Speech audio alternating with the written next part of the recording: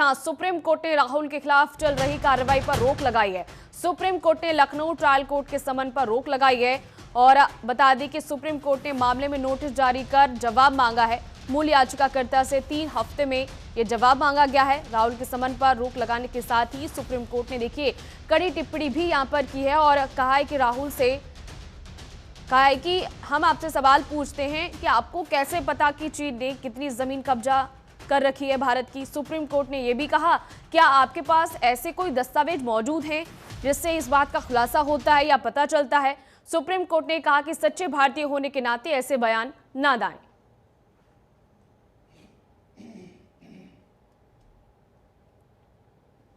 तो देखिए टिप्पणी लगातार सुप्रीम कोर्ट की तरफ से की गई है राहुल गांधी के बयान पर और सुप्रीम कोर्ट की तरफ से पूछा गया है कि आपके पास कोई ठोस सबूत हैं, आपको कैसे पता कि भारत की जमीन चीन ने कब्जाई हुई है और आपके पास इसको लेकर कोई सबूत हैं, कोई दस्तावेज हैं तो दिखाए जाएं और अगर आपके पास ऐसा नहीं है तो भारतीय सेना पर टिप्पणी ना करें, आप इससे परहेज करें और बचें।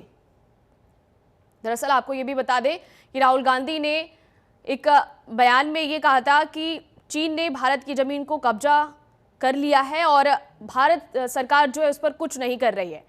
इसी मामले में देखिए अब यहाँ पर सुप्रीम कोर्ट की तरफ से टिप्पणी की गई है कि अगर आप सच्चे भारतीय हैं तो भारतीय सेना पर किसी भी तरीके का बयान ना दें।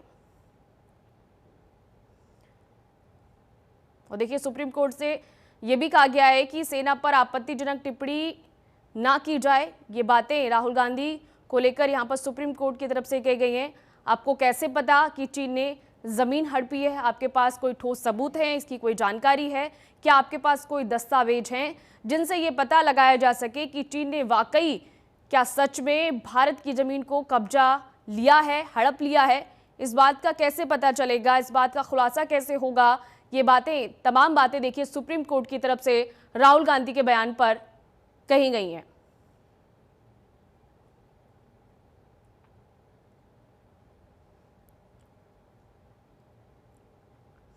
नमित त्यागी हमारे साथ जुड़ गए फोन लाइन पर। देखिए नमित, यहाँ पर साफ टिप्पणी देते हुए कहा है राहुल गांधी से कि आप भारतीय सेना पर कोई बयानबाजी ना करें, अगर आप सच्चे भारतीय हैं तो उसको कैसे देखा जा रहा है? देखिए निश्चित तौर पर साल 2022 में जब राहुल गांधी भारत जोड़ो यात्रा में चल रहे थे उस दौरान उन्होंने भारत और चीन के बीच में जो विवाद चल रहा था उसको लेकर एक विवादित बयान दिया था और ये कहा था कि भारत की जो 2000 वर्ग किलोमीटर जमीन है वो भारत की चीन ने कब्जा ली है, जिसको लेकर ये केस चल रहा था। हालांकि आज सुप्रीम कोर्ट ने एक बड़ी फटकार राहुल गांधी को लगाई है और ये कहा है कि भारतीय कभी ऐसा नहीं कहेगा। इसके साथ साथ ये भी कहा है सुप्रीम कोर्ट ने कि राहुल गांधी के पास आके कौन से वो सबूत है जिससे साबित होता है कि हमारी जमीन चीन ने कब्जा रखी है।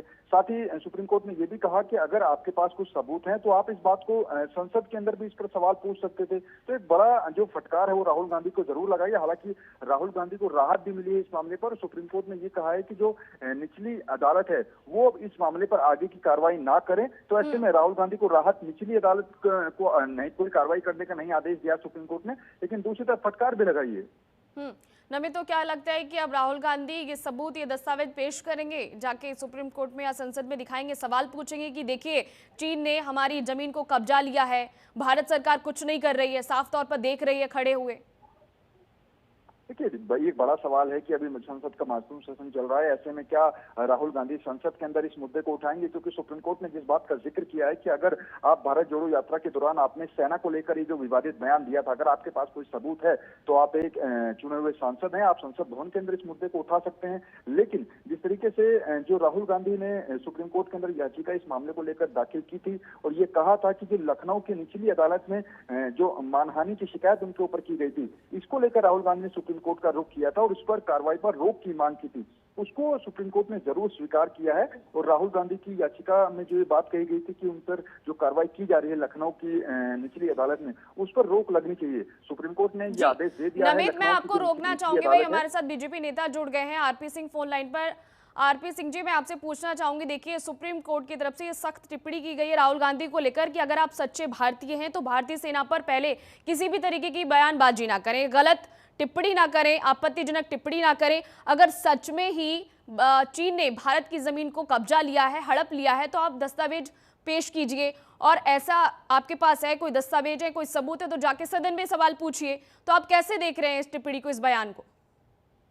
देखिए, राहुल गांधी एक हैबिचुअल लायर हो गए, लगातार निरंतर झूठ बोलते हैं और झूठी खबरें फैलाने की कोशिश करते हैं और देश जो विरोधी खबरें हैं उनको बढ़ाते हैं। उदाहरण के लिए भी हाल में उन्होंने कहा कि अरुण जेटली जी उनके पास आए थे फॉर्म लॉ को लेकर, जबकि अरुण जेटली जी स्वर्गवासी हो गए थे फॉर्म लॉ इंट्रोड्यूस होने से 1 साल पहले। ऐसे ही उन्होंने रफाल के मामले में झूठ बोला, तब उन्होंने माफी मांगी। ऐसे ही उन्होंने प्रधानमंत्री जी को लेकर झूठ बोला, तब माफी मांगी। ऐसे मनोहर पर्रिकर जी को लेकर झूठ बोला तो माफी मांगी। क्या कि वे एक सीरियस पॉलिटिशियन की तरह नहीं, सीरियस लीडर ऑपोजिशन की तरह नहीं बिहेव करते। वो एक किस्म की झूठ बोलने की फैक्ट्री उन्होंने जैसे लगा रखी है। उस पर फैक्ट सच ये है कि वो काम करेंगे जो चाइना के हिसाब से ठीक होगा, क्योंकि उन्होंने चाइना के साथ एक करारनामा कर रखा है जो आज तक साक्ष्य नहीं, जो पब्लिक डोमेन में नहीं है। और वो करारनामा के अंतर्गत क्या क्या करते हैं सबको पता है। उस राजीव गांधी फाउंडेशन में चाइना की ओर से कुछ पैसे भी आए हुए हैं।